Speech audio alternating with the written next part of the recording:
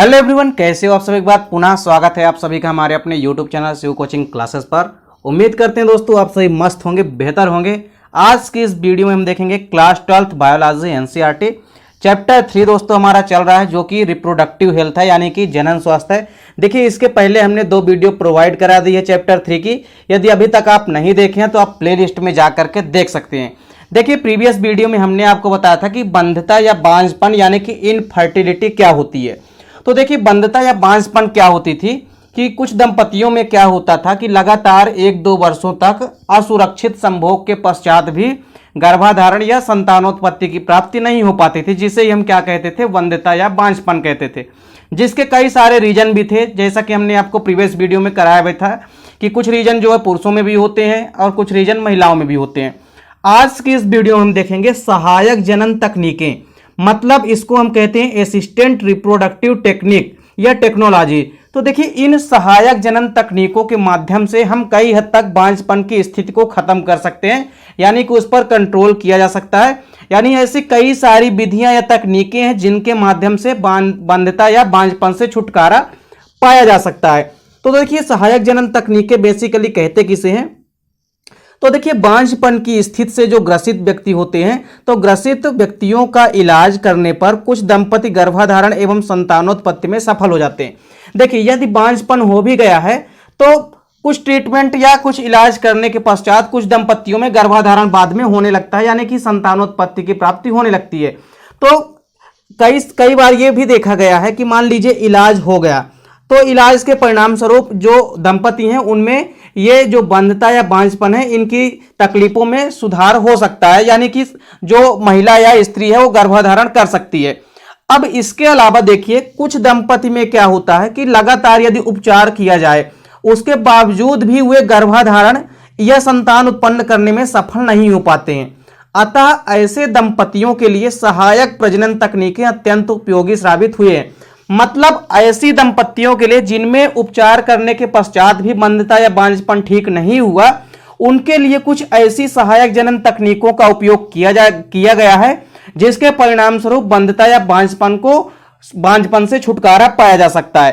तो देखिए, यदि हम ART की बात करते हैं, यानी कि असिस्टेंट रिप्रोडक्टिव टेक्नोलॉजी की, यानी सहायक जनन तकनीकों की, तो सहायक जनन तकनीकें बेसिकली उन प्रजनन तकनीकों का समूह है जिनके द्वारा प्रजनन में अक्षम, यानी कि हम ये कह सकते हैं बांझपन से ग्रसित जो दंपतियां होती है उनको गर्भाधारण में सहायता मिलती है। बेसिकली ART यानी कि जो सहायक जनन तकनीकें हैं, यह प्रजनन तकनीकों का एक समूह है और बेसिकली इनके द्वारा प्रजनन में जो भी सक्षम नहीं है दंपतियां, और इनके अलावा जो बांझपन से ग्रसित दंपतियां हैं उनको गर्भाधारण करने में इन सहायक जनन तकनीकों के माध्यम से सहायता मिलती है। इसके अलावा देखिए, यह विधि बेसिकली अंडाशय से अंडाणु एवं वृषण से शुक्राणु निकालकर उनमें कृत्रिम वीर्य सेचन या भ्रूण के विकास में सहायता करती है। मतलब यह विधि किस प्रकार से कारगर होती है, तो यह विधि में बेसिकली अंडाशय से अंडाणु को और वृषण से शुक्राणु को, क्योंकि जो मादा में अंडाशय होता है उसी के अंदर तो ओवम यानी कि मादा युग्मक बनता है, और वृषण यानी कि टेस्टिज के अंदर शुक्राणु यानी कि नर युग्मक का निर्माण होता है।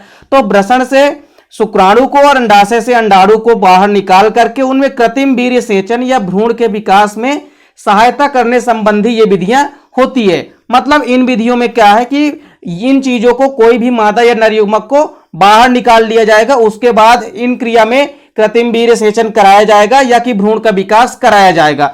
देखिए, सहायक जनन तकनीकों के अंतर्गत कई सारी ऐसी तकनीकें हैं जिनके द्वारा बंधता या बांझपन की स्थितियों में कंट्रोल या कि सुधार किया जा सकता है। देखिए, ऐसे कई सारी तकनीकें जो कि आपके एग्जाम में भी हर बार पूछी जाती है।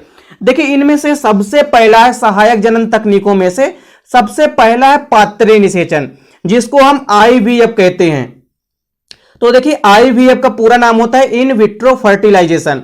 तो IVF आपने कई बार नाम सुना भी होगा कि IVF जो है तो बहुत प्रचलित है। देखिए, IVF या इन विट्रो फर्टिलाइजेशन की यदि हम बात करते हैं तो बेसिकली इस विधि में शरीर से बाहर, मतलब किसी भी पर्टिकुलर यदि हम बात करते हैं शरीर से बाहर, देखिए कांच का कोई भी पात्र है उसमें क्या करते हैं, निषेचन करवाते हैं और निषेचन करवा करके भ्रूण को तैयार किया जाता है। देखिए, इसके बाद आप देख सकते हैं कि कोई भी यदि बात करें हम किसी भी मेल या फीमेल गैमीट की, तो मेल या फीमेल गैमीट को क्या किया जाता है कि बाहर एक कांच के पात्र में निषेचन करवाया जाता है और निषेचन करवाने के बाद जो भ्रूण तैयार किया जाता है, इस नवजात भ्रूण को बाद में क्या किया जाता है कि स्त्री के गर्भाशय में रोपित कर दिया जाता है, मतलब स्थापित कर दिया जाता है।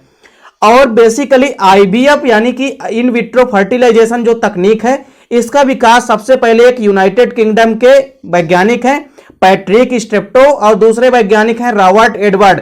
इन दोनों के द्वारा सामूहिक रूप से 1978 में यानी 1978 में इस तकनीक का उपयोग किया गया। तो बेसिकली हम ये भी कह सकते हैं कि इस तकनीक की खोज किसने की थी, तो यूके के पैट्रिक स्ट्रेप्टो और रॉबर्ट एडवर्ड के द्वारा यह तकनीक खोजी गई थी। तो इस तकनीक के अंतर्गत क्या होता है कि बेसिकली जो अंडाणु व शुक्राणु होते हैं, मतलब इस विधि में शरीर से बाहर, देखिए किसी भी अंडाणु या शुक्राणु को क्या किया जाता है, शरीर से बाहर निकाल करके किसी भी कांच के पात्र में निषेचन करवाया जाता है और निषेचन करवाने के बाद भ्रूण तैयार किया जाता है। और जो भ्रूण तैयार हो जाता है तो भ्रूण को तैयार होने के बाद स्त्री के गर्भाशय में भ्रूण को रोपित कर दिया जाता है और फिर आगे का विकास जो है स्त्री के गर्भाशय में होता है और इस प्रकार जो शिशु बनता है, इस प्रकार की तकनीक को हम क्या कहते हैं, इन विट्रो फर्टिलाइजेशन कहते हैं, यानी कि इसको हम क्या कहते हैं, पात्रे निषेचन कहते हैं। तो यहां पे आपको पात्रे निषेचन जो कि सहायक जनन तकनीकों में पहला प्रकार है। इसके बाद देखिए दूसरा प्रकार क्या है, जाइगोट इंट्राफैलोपियन ट्रांसफर, या इसको हम कहते हैं इंग्लिश के अंदर जिप्ट, मतलब जाइगोट इंट्राफैलोपियन ट्रांसफर। तो देखिए जाइगोट इंट्राफैलोपियन ट्रांसफर का मतलब, देखिए जाइगोट का मतलब क्या होता है, युग्मनज। आपस में जब युग्मक मिलते हैं तो किसी भी युग्मनज यानी कि जाइगोट का निर्माण होता है। देखिए इस विधि में क्या किया जाता है कि कृत्रिम निषेचन द्वारा सुविकसित जो युग्मनज या जाइगोट होता है उसको एक दिन पश्चात स्त्री की फैलोपियन नलिका में स्थानांतरित करवाकर गर्भाधारण करवाया जाता है। मतलब यहां पे कहने का मतलब क्या है कि जाइगोट का निर्माण जो है कहां किया जाएगा, किसी भी बाहर पात्र में, मतलब कृत्रिम निषेचन करा के किया जाएगा। तो देखिए शुक्राणु और अंडाणु को बाहर जो है निकाल लिया जाएगा कृत्रिम रूप से और उनका कृत्रिम निषेचन करा करके, मतलब बाहर किसी भी माध्यम में निषेचन करा करके उसको सुविकसित जो युग्मनज या जाइगोट बना है उसको निषेचन करवाने के बाद जब जाइगोट बन जाएगा तो उसको एक दिन के बाद स्त्री की फैलोपियन नलिका में स्थानांतरित कर दिया जाता है और फिर गर्भाधारण करवाया जाता है। और इस टेक्निक के माध्यम से या इस तकनीक के माध्यम से भी शिशु जन्म कई दंपतियों में संभव हो सकता है, जिस कारण से यह विधि भी कई माध्यमों में अपनाई जाती है।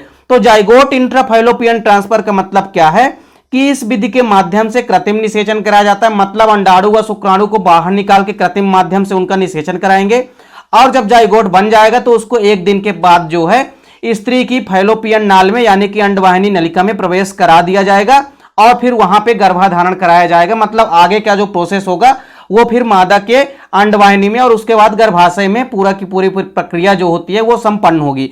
तो इस प्रकार इस विधि को हम क्या कहते हैं, जाइगोट इंट्राफैलोपियन ट्रांसफर यानी कि जिप्ट कहते हैं। अब एक आखिरी विधि है जिसको कहते हैं गैमीट इंट्राफैलोपियन ट्रांसफर, मतलब गिफ्ट। देखिए कभी कभी पेपर में अलग अलग आपसे पूछ लेता है 2 नंबर में कि गिफ्ट क्या होता है, गिफ्ट को समझाइए, या जिफ्ट क्या होता है, जिफ्ट को समझाइए। इसके अलावा आईवीएफ या पात्रे निषेचन क्या होता है, इसको समझाने के लिए कई बार पेपर में पूछा जाता है। देखिए यदि हम बात करते हैं गैमीट इंट्राफैलोपियन ट्रांसफर की या जिफ्ट की, तो देखिए इस विधि में बेसिकली जो शुक्राणु होता है इसके अलावा अंडाणु दोनों को ही प्राप्त कर लिया जाता है, मतलब दोनों को ही बाहर प्राप्त कर लेंगे और उसे फैलोपियन नलिका में ही स्थानांतरित किया जाता है। मतलब शुक्राणु और अंडाणु को निकाल लेंगे और उसके बाद उसको कहां दोनों को स्थापित कर देंगे, दोनों को अंडवाहिनी नलिका में स्थानांतरित कर देंगे तथा फैलोपियन नलिका में ही निषेचन क्रिया पूर्ण होती है। मतलब क्या है कि यहां से इस विधि के द्वारा हम कैसे समझ सकते हैं इस विधि को, देखिए शुक्राणुओं की कई संख्या जो है तो आवश्यक होती है अंडाणुओं से मिलने के लिए, मतलब जब निषेचन होगा तो शुक्राणुओं की गति भी आवश्यक है, उसके अलावा शुक्राणुओं की संख्या भी फिक्स होनी चाहिए। अब सपोज करिए कि मान लीजिए यदि शुक्राणुओं की संख्या कम है, तो देखिए यदि शुक्राणु अपने से प्रवेश करते हैं, मान लीजिए शुक्राणु योनि के माध्यम से प्रवेश होते होते कहां तक पहुंचते हैं, अंडवाहिनी तक, अब उनको बहुत सारी मार्ग में रुकावट आएगी। मतलब देखिए योनि की जैसे दीवार भी क्या होती है, अम्लीय होती है। उस अम्लीय प्रकृति के कारण भी कई सारे शुक्राणु क्या हो जाते हैं, नष्ट हो जाते हैं। अब यदि इसको कृत्रिम रूप से शुक्राणु को भी प्राप्त कर लिया जाए बाहर, फिर उसको यदि अंडवाहिनी में डायरेक्ट प्रवेश करा दिया जाए, ऐसी कंडीशन में फिर क्या होगा, वहां पे निषेचन होगा, और निषेचन के बाद आगे जो है शिशु जन्म संभव हो सकेगा। तो इस विधि को हम क्या कहते हैं, गैमेट इंट्राफैलोपियन ट्रांसफर। मतलब गैमेट को क्या करेंगे, गैमेट को निकाल लेंगे और उसके बाद दोनों को कहां प्रवेश करा देंगे, अंडवाहिनी नलिका में, यानी कि फैलोपियन ट्यूब में, और फिर वहां निषेचन होगा और इस प्रकार से आगे शिशु का विकास होगा। इस तकनीक को हम क्या कहते हैं, गिफ्ट यानी कि गैमेट इंट्राफैलोपियन ट्रांसफर। उम्मीद करता हूं दोस्तों कि यहां पे जो भी सहायक जनन तकनीकें हैं, देखिए सहायक जनन तकनीकों में एक भाग और बचा है जो कि कृत्रिम गर्भाधान यानी कि आर्टिफिशियल इंसेमिनेशन कहलाता है। उसको हम अगली वीडियो में देखेंगे। उम्मीद करता हूं दोस्तों वीडियो पसंद आई होगी। मिलते हैं दोस्तों नेक्स्ट वीडियो में, तब तक के लिए जय हिंद, वंदे मातरम।